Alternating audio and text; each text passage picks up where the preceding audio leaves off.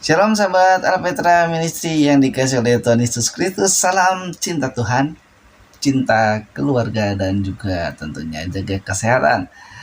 Dan kesempatan ini kita baru muncul lagi nih ya, karena kesibukan dan berbagai hal. Dan tentunya saya tidak sendiri sekarang. Saya ditemani oleh siapa? Kita akan menyapa dulu Bang Yani. Shalom Bang.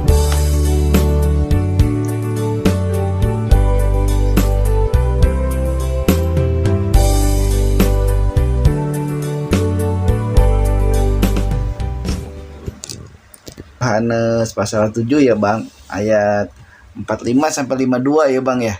Atau mungkin nanti sahabat Alpetra bisa membacanya sendiri juga lah di rumah ya. Ini dimana ada satu peristiwa, ada imam kepala dan orang Farisi yang ingin menangkap Tuhan Yesus tetap ya, tapi tidak ada yang berani gitu. Nah terus orang Farisi itu menyatakan bahwa ketika ada orang melapor itu ke orang Farisi ya, kenapa nggak ditangkap nih Tuhan Yesusnya gitu kira-kira. Terus dia menghina hukum Taurat nih. Nah itu kira-kira gitu ya Bang. Nah ini saya jadi bukan cocokologi sih. Akhir-akhir ini banyak berita viral nih Bang. Ada gembala ya, pendeta lah gitu istilahnya. Ini kok melakukan kekerasan. Mungkin semua sahabat Alpetra tahu ya, beberapa waktu yang lalu ada berita yang tidak enak sebetulnya untuk kita saksikan atau kita dengar. Masa seorang pemimpin di gereja melukai, menyakiti, melakukan kekerasan terhadap istrinya atau anaknya. Nah ini gimana Bang? Tanggapan Abang dulu Bang. Ya, diikuti oleh umat atau jemaat atau bahkan dari kelompok lain, tapi kenyataannya yang ada justru KDRT atau kekerasan dalam rumah tangga. Memang tidak sedikit ya kita temukan, tidak hanya dari media sosial, tapi ada juga yang kita dengar ya, yang kita dengar dari mulut ke mulut, sekalipun tidak viral seperti yang tempo lalu, tapi seharusnya itu tidak perlu terjadi ya. Kalau memang dia dipanggil untuk jemaat atau umat, tentu tidak ada perilaku kekerasan di rumah atau di luar rumah ya. Dia harus mencintai istrinya dan juga anak-anaknya, sebaliknya istrinya juga mencintai dirinya ya, atau juga anak-anaknya. Nah sepertinya itu bukan menunjukkan seorang pendeta yang dipanggil Tuhan untuk melayani ya, tapi sama seperti binatang kalau ketemu makhluk yang tidak dikenal ingin menterkam. Nah kira-kira begitulah ya, seperti itu, karena tidak sesuai dengan panggilannya ya. Sahabat Alpetra tentu tahu lah, mungkin membaca komen atau juga tanggapan-tanggapan ya, ada yang marah, ada yang mungkin tidak bisa menerima hal itu ya. Tapi kalau kita melihat keadaan dunia sekarang, tidak lagi, kalau dia tidak bisa menguasai dirinya ya, seharusnya juga manusia bisa lah ya. Orang di luar Tuhan aja atau orang yang bukan pendeta saja dia bisa mengendalikan dirinya karena ada rasa cinta, rasa sayang ya, dan juga kemanusiaan. Kok sampai main kaki atau main tangan ya, tambah lagi kata-kata yang pedas menyakitkan hati ya. Aduh semuanya lah itu. Jadi bukan cerminan yang sesungguhnya. Nah jadi sahabat Alpetra jangan terjatuh dengan keadaan yang viral kemarin itu ya, pendeta memukuli istri ya atau anak-anaknya. Jangan menjadi batu sandungan ya. Tapi kita lihat itu sebagai pembelajaran ya. Semua orang bisa jatuh, semua orang bahkan bisa seperti malaikat, tapi di rumah bisa sebaliknya seperti setan. Kita tidak mau begitu. Begitu sahabat Alpetra ya, Kang Alfa ya, seperti itu. Nah iya itu karena kan kalau kita lihat juga ya dari peristiwa yang ada di dalam firman Tuhan yang menjadi dasar kita pada hari ini gitu, kan itu orang Farisi itu seolah-olah pemimpin agama kan ya bang, orang Farisi itu, dan mereka seolah-olah paling benar gitu, udah gitu gampang diprovokatorin kayaknya.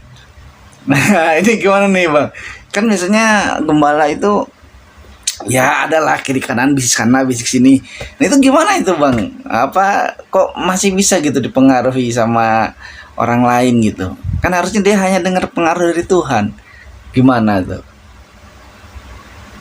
Ya, bisa saja ya pengaruh lingkungannya atau juga cara berpikirnya Iya.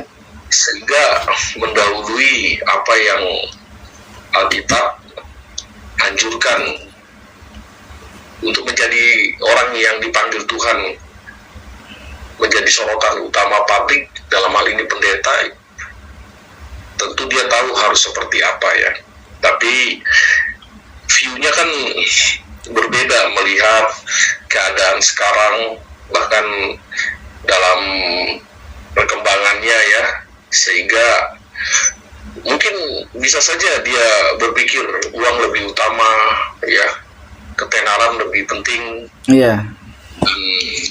juga hal yang instan, cepat, dia bungkus, begitu prioritas dalam pelayanan tanpa memeriksa terlebih dahulu, atau setidaknya hatinya yang sudah begitu dekat dengan firman Tuhan, tentu dia bisa memilah ya dengan Harusnya ya.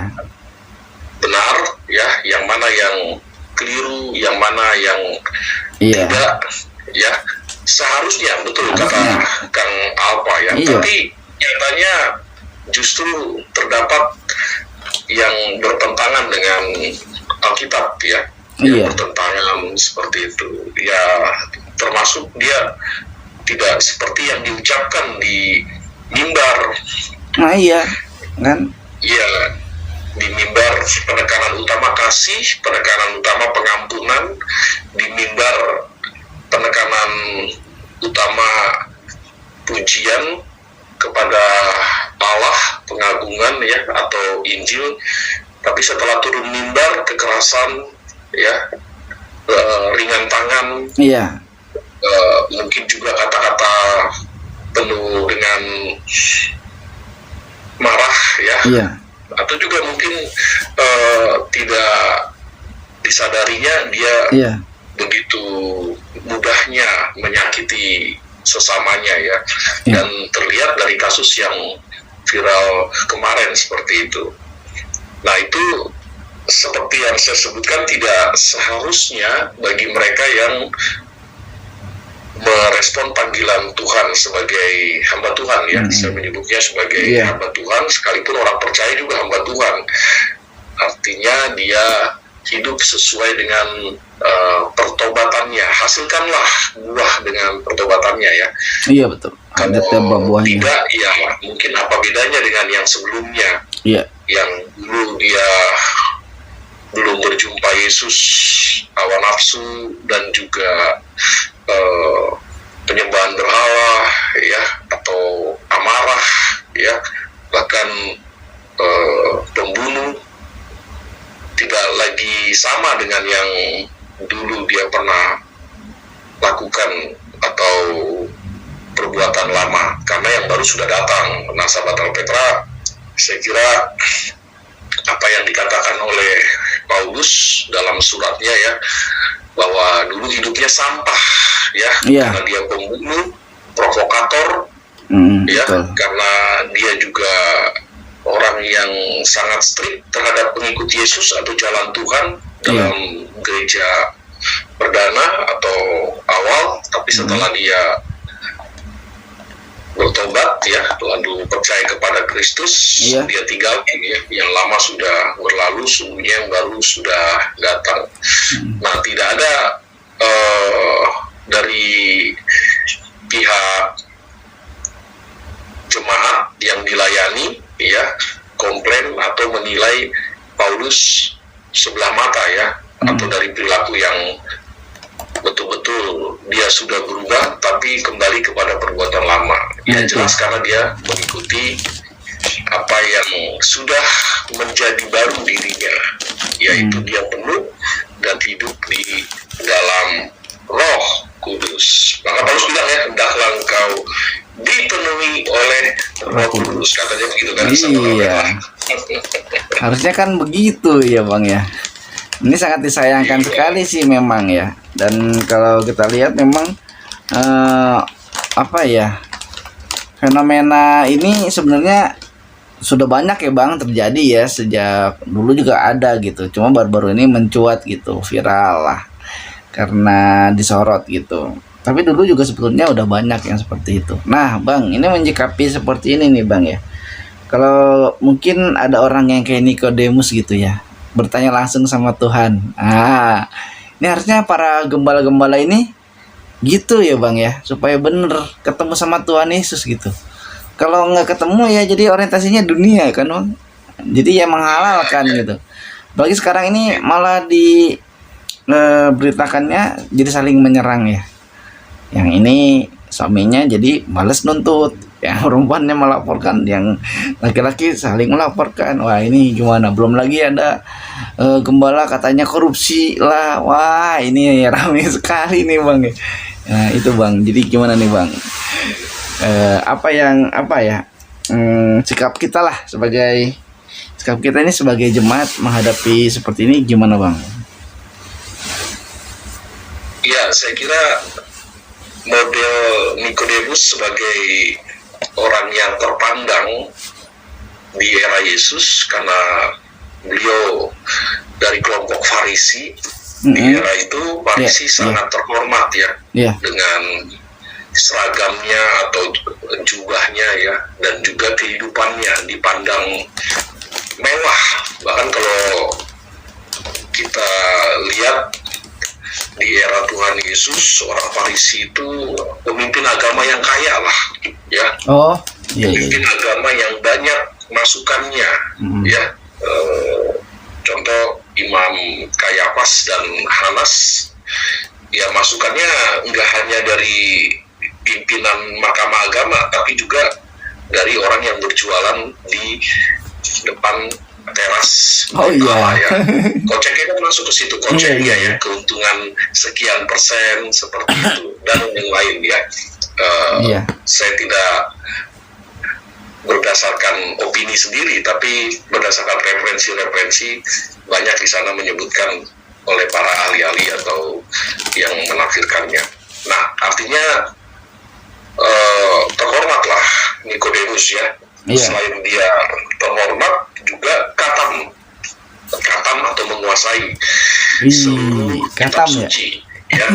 Waktu itu yaitu kitab suci, tulisan-tulisan Musa, nabi-nabi ya, atau juga syair ya. Tapi untuk Mesias kekatamannya mungkin menurun ya, atau tidak tahu sama sekali. Kesannya absurd lah ya, aneh sekali ya. Seharusnya tahu ya, tapi karena Tuhan Yesus hadir di hadapannya malam hari lalu menjelaskan ya panjang lebar sampai pada pernyataan bahwa orang seperti engkau harus dilahirkan kembali oleh air dan roh. Namun pertanyaan saya, Alberta, memang ada pejabat gereja yang belum dilahirkan kembali? Nah itu tuh. Karena apa langsung itu ya, kalau berdasarkan cerita ini ya ada ya. Sekalipun dia sudah belajar Alkitab, belajar teologi atau juga ilmu spiritual lainnya berdasarkan iman kepada Kristus, tapi seharusnya dia belajar dari Nikodemus lewat pertanyaan Tuhan Yesus. Engkau harus dilahirkan kembali oleh air dan roh ya. Tidak bicara secara physically, literal, tapi bicara secara rohani dan kebenaran ya. Kebenarannya apa? Ya harus lahir baru. Jangan cuma katam doang, jangan cuma ngumpulin uang sebanyak-banyaknya ya, atas nama jabatannya, atas apa yang dia pimpin, yang dia pegang terhormat, tapi juga harus dilahirkan kembali. Nah, begitu itu. ya, seperti itu. Nah, tadi kalau apa sudah sebut, ada, pasti ada lah, Ada ya, ya. yang belum dilahirkan kembali sekalipun sudah menjabat sebagai pemimpin gereja, ya, Iya. karena tidak merasa penting kelahiran Iya. kembali itu, ya. Itu hanya peristiwa khusus, mungkin begitu bagi mereka, ya. Iya. Hanya peristiwa khusus yang dialami oleh Nikodemus, sehingga bagi Yesus dianggap penting, ya, supaya tidak dinilai bahwa Nikodemus itu seolah-olah mengikuti agama baru atau keyakinan baru, Nah itu. ya, itu tidak lagi bertolak pada hukum Taurat, tapi hanya kepada Yesus saja, ya. Itu sebabnya catatan yang sama dalam Injil Yohanes, ya, ada nama Nikodemus lagi disebut pada waktu Yesus sudah mati, ya. Jadi dia mempersiapkan dengan Yusuf Arimatea untuk rempah-rempahnya dan lain sebagainya. Begitu, sahabat Alpetra.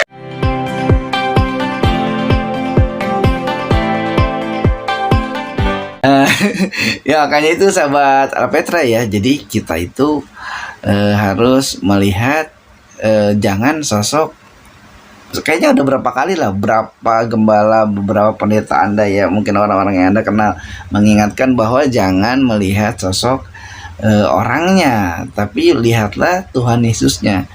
Banyak sekali orang yang sekarang itu bukan melayani Tuhan Yesus, melayani pendetanya. Iya kan, apalagi kalau pendetanya sampai nakut-nakutin. Iya kan Bang, kan ada pendetanya yang apa ya, ada pendeta yang merasa dirinya ini udah suci luar biasa gitu.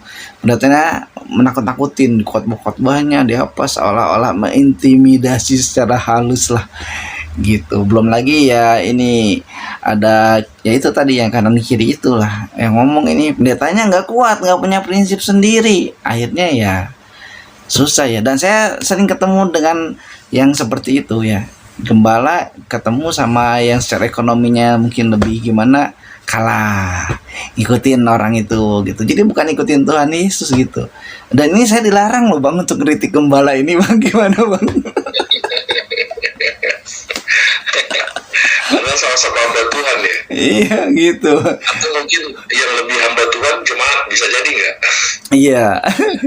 Nah ini yang dulu pernah saya tanyain sama abang juga, ya. Waktu itu saya tanya sama abang. Nah ini mungkin bisa diambil lah sama sahabat Alpetra, ya. Bang, abang kan pendeta gitu.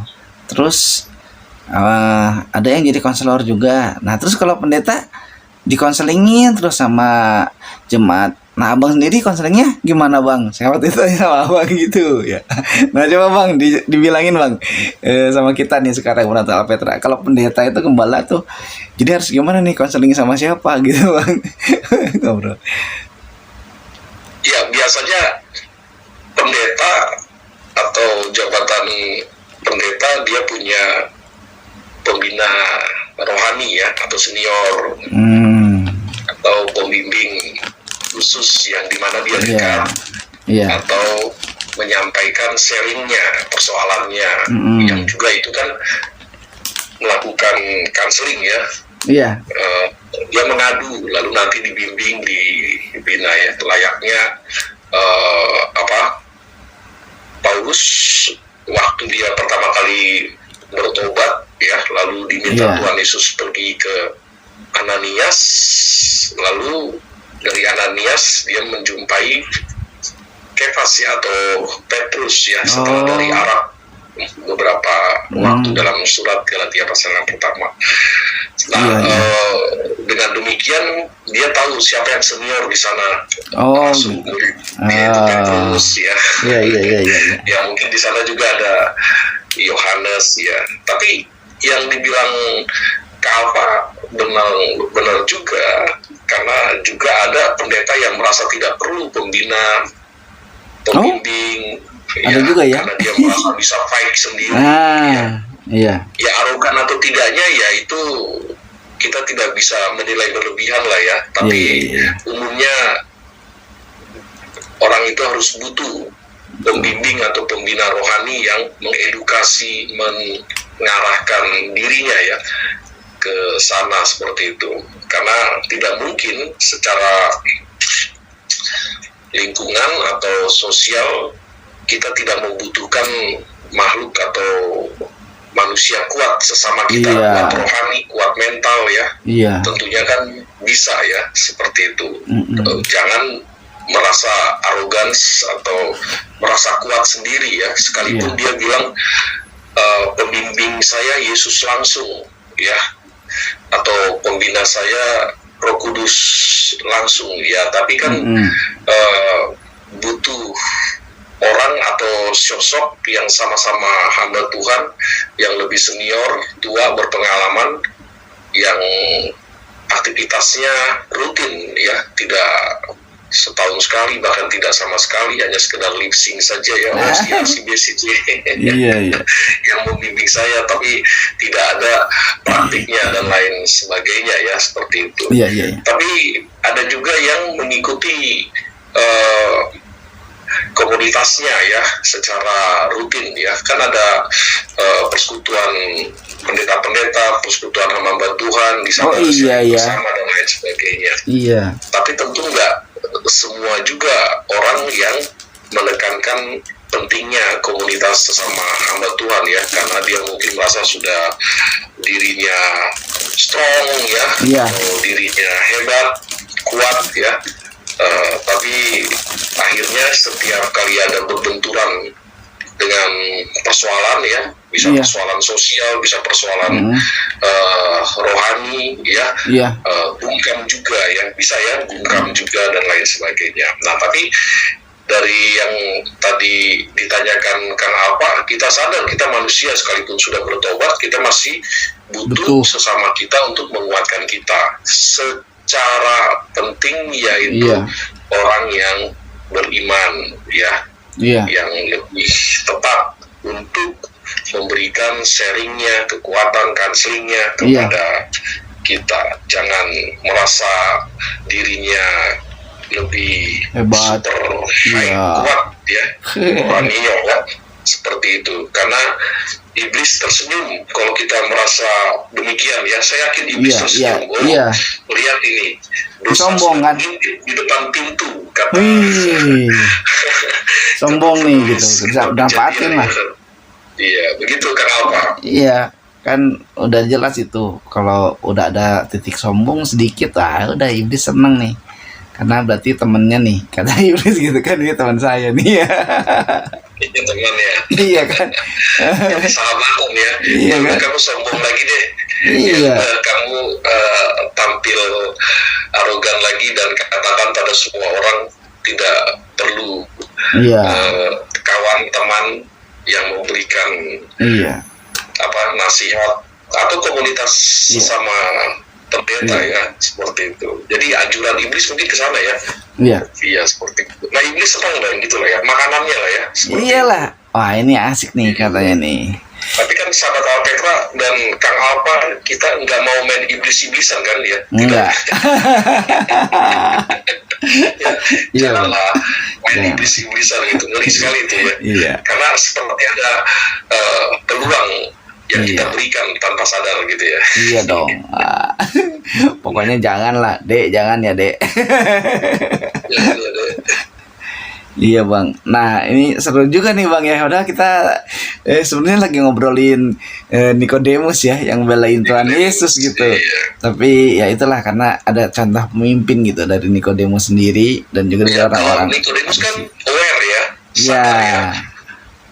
Karena kelompoknya menolak Yesus. Iya gitu. Kelompoknya Farisi tua-tua, karena dianggap Tuhan Yesus jadi saingan orang Farisi. Iya kan. Tua. Jadi buat dia berpikir secara objektif dan akal sehat, kenapa ditolak? Iya. Jadi dia mungkin berpikir gitu ya, Nikodemus ya. Iya. Sementara dia perlu pengetahuan banyak. Mungkin Nah. yang dia baca selama ini tentang kitab sucinya orang Yahudi secara literal saja. Iya. Tapi setelah Kan? Yesus bicara, apalagi di ayat 16 pasal 3 ya, Iya. Allah begitu besar karena kasihnya mengutus ya, artinya Mesias sudah datang. Nah, dia tahu itu dari mana? Dari edukasi Yesus. Dia tahu dari mana? Dari coaching klinik Yesus, coaching klinik Yesus kepada Nikodemus. Tapi kan banyak orang-orang yang sudah merasa dirinya Hebat.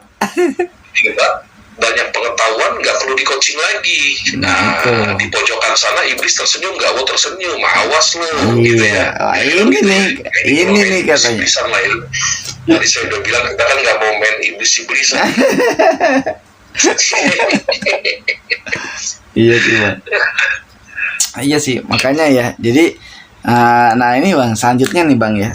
Jadi kalau gitu Bang, sikap kita Bang terhadap sikap kita sebagai jemaat, kalau mengetahui ada kejadian-kejadian pemimpin kita yang menyimpang, maka sikap kita harus bagaimana kepada mereka Bang? Apa misalnya Abang bikin salah nih, saya samperin, Bang, Abang ini sebagai pemimpin saya tidak benar Bang, Abang saya makjulkan nih sebagai pemimpin gitu. Gimana Bang?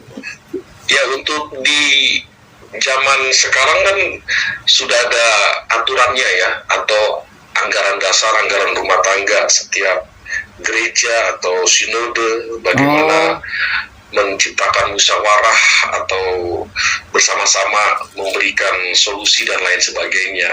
Nah, ikuti aja berdasarkan ADART-nya ya, seperti itu. Gitu. Nah, kalau Alkitab bilang ya bicaralah baik-baik ya, seperti itu, panggil empat mata, seperti itu. Lalu gak usah naik pitam, gak usah marah dan lain sebagainya.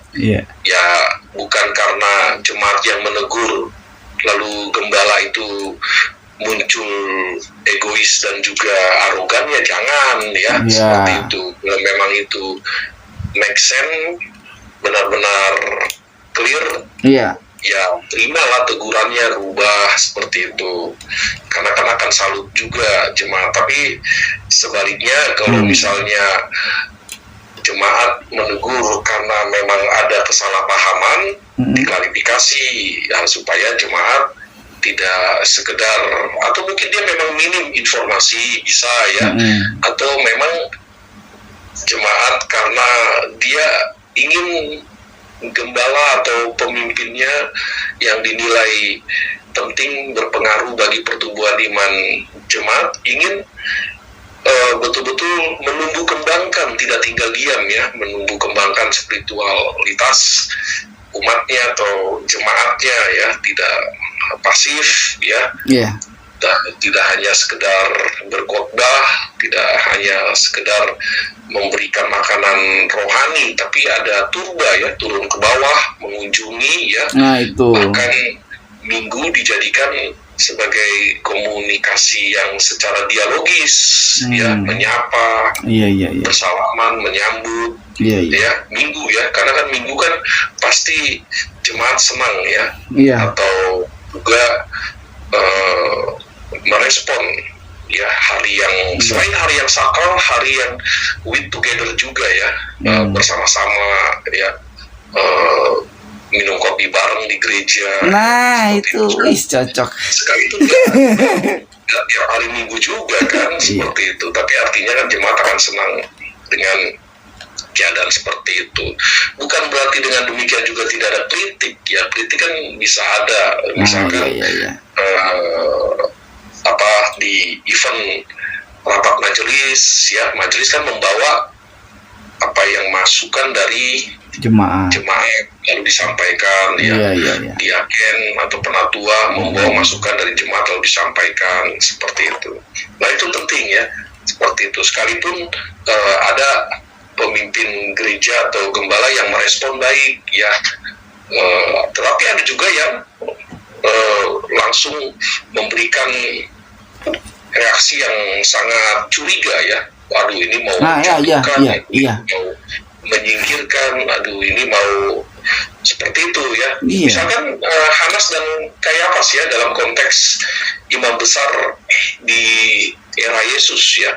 Sejak Yesus mulai terkenal, tersohor, viral di sekitar Palestina, Jesus time ya, waktunya Yesus selama 3,5 tahun, mereka kan mulai panik. Aduh, ini nanti akan membuat masukan akan berkurang begitu ya. Nah iya ya, yang tadi seperti abang bilang di awal.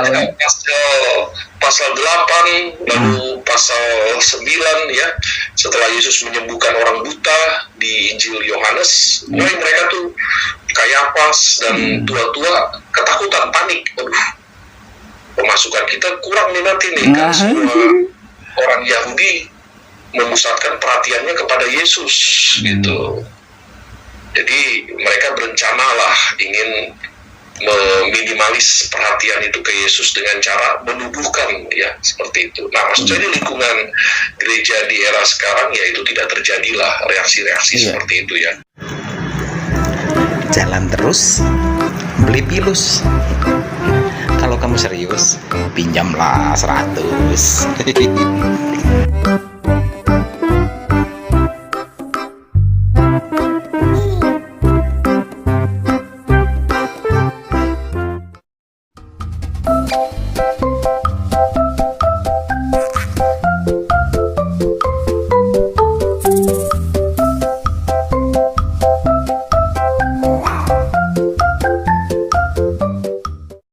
Yang tadi seperti abang bilang dari awal ya udah disebutin, mereka takut dengan koceknya ketika Tuhan Yesus mau ngobrak-abrik misalnya kan, karena itu ada pemasukan untuk para imam itu gitu.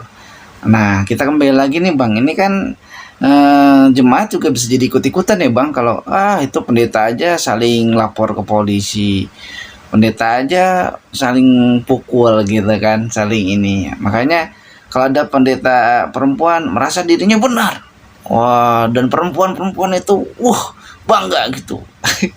Nanti yang laki-laki, gembalanya laki-laki, ini dibelain gitu. Nah ini kan yang sering jadi juga perpecahan juga nih bang. Nah gimana bang nyikapi hal ini nih bang? Fanatisme yang salah mungkin ya bang ya? Seharusnya tidak demikian cara pandang jemaat menilai pendetanya juga melapor, pendetanya juga emosi ya, main kekerasan dan lain sebagainya ya. Nah ini pentingnya pemimpin gereja melakukan edukasi terhadap umat atau jemaat lewat teladannya ya, karya-karyanya, bagaimana menahan diri, memberi solusi ya, dan juga reaksi terhadap orang yang membenci dirinya ya, tidak ada balasan dan lain sebagainya ya, seperti itu. Sehingga jemaat melihat terasa kagum terhadap sosok leader di gereja ya, yang betul-betul memberikan perhatian khusus ya, supaya seperti Paulus lah berulang kali mengatakan kepada jemaat yang dia layani, teladanilah aku, begitu ya, teladanilah aku atau ikutilah aku ya, berulang-ulang. Paulus berani mengatakan itu karena dia membuktikan bahwa dia tidak lagi seperti dulu waktu belum mengenal Yesus sebagai pembunuh, dengan provokatornya, kelicikannya, strateginya untuk menghambat kemajuan pesat kekristenan perdana di era abad pertama ya. Dengan demikian, setelah dia berjumpa dengan Yesus, akhirnya berubah total 180 derajat, sehingga dia mengatakan, tirulah aku, teladanilah aku. Ulang-ulang. Bisa nggak pendeta atau gembala sidang, pemimpin gereja mengatakan kepada jemaatnya, teladanilah aku. Nah, berani nggak? Bisa nggak? Ya, seharusnya sih bisa ya. Harusnya. Kita juga melek kok, atau melihat kepala sendiri ada pendeta yang betul-betul atau gembala melakukan apa yang dikatakan Paulus, apa yang dikatakan Tuhan Yesus, ikutlah aku, ya, seperti itu. Sebagai gembala yang menggembalakan dengan benar, ada satu yang hilang, dia tinggalkan yang 99, lalu dia cari, yaitu bukti dia turun ke bawah, turunlah mengunjungi, agak kunjungan pastoral, mendoakan, ya, jangan kebanyakan nyuruh pengerjanya, ya, tapi dia juga harus harus turun Iya. seperti itu. Karena senang kan didatangi langsung oleh leadernya. Iya, iya, iya. Itu juga Kang Alfa dan sahabat Alpetra ya. Iya betul, betul sekali itu. Dan waktu ini ya, aduh saya ngetik lagi nih. Dan bukan beda-bedain ya. Maka waktu saya itu sama abang ya di pelayanan di sebuah gereja gitu. Abang itu karena abang rohani saya, karena waktu itu saya baru bertobat lah, baru awal-awal bertobat gitu. Terus saya sama abang itu sering diajak berkunjung ke rumah-rumah hampir setiap hari ya bang ya. Karena seniornya kita sekarang atau orang tua rohani kita sekarang ini ya Pak Yan itu ya, dia mencontohkan begitu ya bang, dari pagi sampai malam dia tuh berkunjung ke setiap rumah jemaat. Dan hebatnya baik abang maupun Pak Yan itu nggak pernah milih-milih rumahnya yang bagus dikunjungi, yang jelek nggak dikunjungi, enggak. Tapi semua mau rumahnya reot kayak apapun dikunjungi gitu. Iya, tapi ada iya maaf aja nih banding-bandingin. Tapi ada beberapa mungkin adik-adik senior abang ya, adik-adik junior abang waktu dulu gitu ya. Yang kelas sama saya itu disuruh, misalnya bukan disuruh lah, memang udah kewajibannya untuk yang apa sih, praktek ya bang ya. Ayo kunjungi gitu jemaat. Ada beberapa tuh yang nggak mau bang kalau ke tempat yang jemaat yang itu. Dia tahu lagi, ya kita ke rumah Bapak Anu, karena Bapak Anu itu wah gitu kan, di situ bisa makan, bisa apa. Kita kunjungannya ke rumah Ibu Anu aja, nanti di situ makan-makan atau dikasih uang. Aduh, beda sama abang dulu. Kita jalan kaki panas-panasan, hujan-hujanan, mau ke rumah siapa aja, ayo gitu. Itulah bedanya. Mungkin karena memang orang beda motivasi sih ya bang. Iya, tidak pilih-pilih ya. Iya. Tidak pilih-pilih pelayanan maksudnya kan gitu ya. Kan? Iya. Ini bukannya apa ya, saya bukannya memuji di depan sahabat Alpetra sekarang, enggak, tapi memang kenyataannya gitu. Karena karakter-karakter yang baik dari abang itu juga turun ke saya jadinya kan. Karakter-karakter baik dari Pak Yan turun ke saya. Ya itu yang saya rangkum dari kata-kata abang tadi. Gembala itu bisa sebetulnya ditiru oleh jemaatnya ya bang, dalam hal yang baik gitu, dari buah-buah pertobatannya. Kalau ada hal yang tidak baik, betul. Ya tapi bang, sayangnya bang, orang suka bilang kamu bukan malaikat, saya juga gitu. Nah itu gimana bang? Pembelaan ya? Seharusnya nggak bisa ngomong begitu ya. Seharusnya nggak bisa ngomong begitu. Memang satu sisi dari pihak jemaat, umat mengakui gembala adalah manusia. Gembala adalah manusia yang memiliki kelemahan. Tapi apakah larut terus kelemahan itu kan enggak ya? Apakah jemaat melihatnya gembala itu kalah terus dalam berjuang untuk berkarya atau menampilkan teladannya kepada jemaat? Kan enggak begitu. Ya, sahabat Alpetra, sepertinya memang sebagai gembala dia tidak seperlunya mengatakan bahwa dirinya manusia, dirinya lemah. Ya, 1-2 kali oke, tapi tidak sampai berlarut-larut. Ada kesan kalau itu yang terus diucapkan, image umat atau jemaat bahwa leadernya tidak strong, baik spiritual, mental ya, atau tidak ada visi misi untuk memberikan teladan atau karya kepada umat untuk melihat ya dari contoh-contoh hidupnya ya, pelayanannya dan lain sebagainya. Karena itu yang ingin dilihat oleh umat ya, atau jemaat. Dia senang kalau pemimpin atau leader memberikan dirinya sebagai sosok yang memberi support ya tentang kehidupan yang berbuah, berkarya ya. Iya. Jadi tidak melulu yang didengar adalah keluhan-keluhan, saya ini manusia, saya ini punya kelemahan. Nah ya itu bang. Tidak begitu ya. Tidak begitu. Saya kan bukan malaikat. Nah itu bang ya. Begitu betul gak Kang Alfa? Iya, saya kan bukan malaikat katanya. Saya juga masih ada dagingnya nih, ada darahnya. Itu tidak alasan juga kan. Iya, nanti tiba-tiba jemaatnya lapor ke sinode, tolong ganti dong pendetanya. Iya kan? Iya Iya. kan? Ya itu kalau sifatnya Iya. sinodal ya gitu. Tapi Iya. kalau lainnya kan berbeda. Iya, iya. Ada yang juga yang betul otonom ya. Iya, iya. Mau tidak mau ya itu terus. Tapi kan Iya. nanti resah, dia bisa tinggalkan gereja. Iya. Dia mau cari leader yang bisa memberikan contoh motivasi Iya, ya iya, iya, bagi umat ya. Iya. Siapa yang nggak senang melihat leadernya itu hebat, Iya. rendah hati, dan memberikan contoh hidup teladan yang sehingga jemaatnya tidak lagi berpikir seperti yang dipikirkan oleh pemimpin gereja, apa-apa keluhannya yang disampaikan. Kan enggak ya, jemaat atau umat ingin mendengar bahwa pemimpin gereja bisa mampu menghadapi ya kesulitan hidup, kesulitan pelayanan, dan ada hasilnya. Masa itu nggak dicontoh? Pasti kan dicontoh. Iya Apalagi dong. kalau berbagi Iya. pengalaman hidupnya. Begitu Iya. kan Kang Alfa ya? Iya, tapi kan ada juga Bang ya. Ya nih apa sahabat Apetra ketawa-ketawa nih senang-senang. Tapi jangan salah, ada juga jemaat yang ingin menyikut gembalanya karena tidak mau menuruti kemauannya kan Bang. Ya, ada aja kan yang gitu. Ada yang punya kriteria yang tadi Abang sebutkan, gembalanya itu baik, rendah hati, buah rohnya baik. Tapi karena kepentingan 1-2 orang aja ya, oknum lah. Di jemaat juga kan ada oknumnya, nggak hanya pendeta aja dan gembala aja ya. Pingin nguasai, misalnya pingin jadi ininya di gereja gitu. Ya ada banyak gembala yang akhirnya ngundurin diri aja. Daripada ribut sama jemaat kan, dibiarin aja jemaatnya yang kayak gitu itu kan.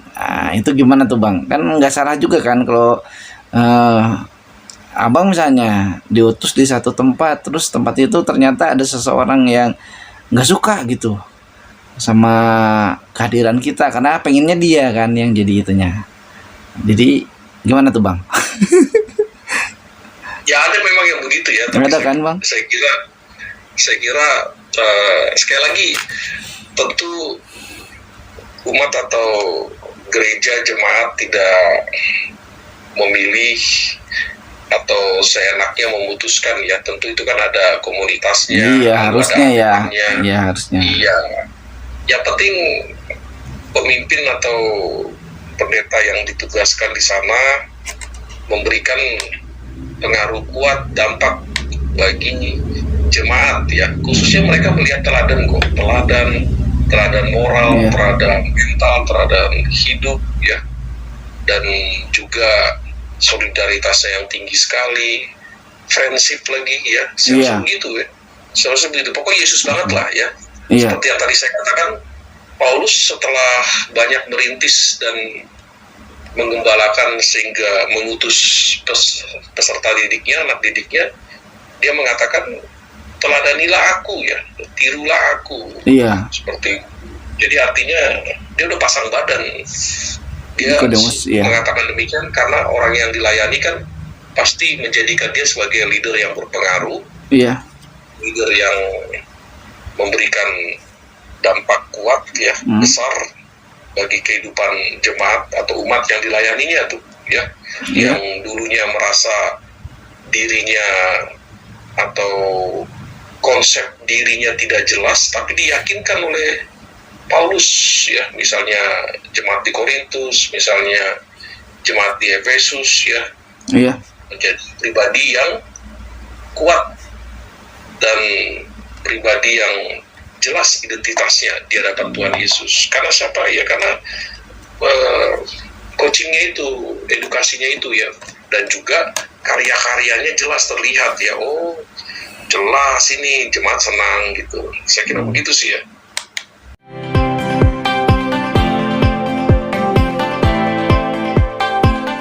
Oke, sahabat Apetra, kita tentunya pasti mendapatkan wawasan yang banyak sekali di kesempatan hari ini ya. Dan sahabat Apetra, Kita akan sebelum menutup dan berpisah, kita akan dengarkan dulu closing statement dari Abang. Sahabat Petra, tadi kita sudah banyak mendengarkan dan juga mengangkat kasus bagaimana hamba Tuhan atau pendeta yang mungkin menurut saya itu bukan hamba Tuhan, kok sampai dia melakukan tindakan kekerasannya. Iya. Tapi sahabat Petra, kita melihat diri kita yang sangat spesial ya di mata Tuhan. Salah satunya diizinkan untuk melayani, diberikan kepercayaan ya, baik tugas maupun perlengkapan untuk melayani Tuhan supaya tidak malu-maluin lah. Iya. Kan kemarin nih sampai KDRT itu kan malu-maluin ya, seperti itu. Tapi sekali lagi saya katakan, tentu itu bukan hamba Tuhan ya, hamba Tuhan yang ideal, tidak melakukan kekerasan dan lain sebagainya. Tapi seperti yang saya katakan sahabat Alpeta, setelah kita dipanggil dan kita menjadi orang yang spesial melakukan pekerjaan Tuhan yang mulia itu dan dilengkapi Tuhan, tentu kita ada kemampuan untuk menahan diri. Nah inilah yang diberikan akal budi oleh Tuhan untuk kita.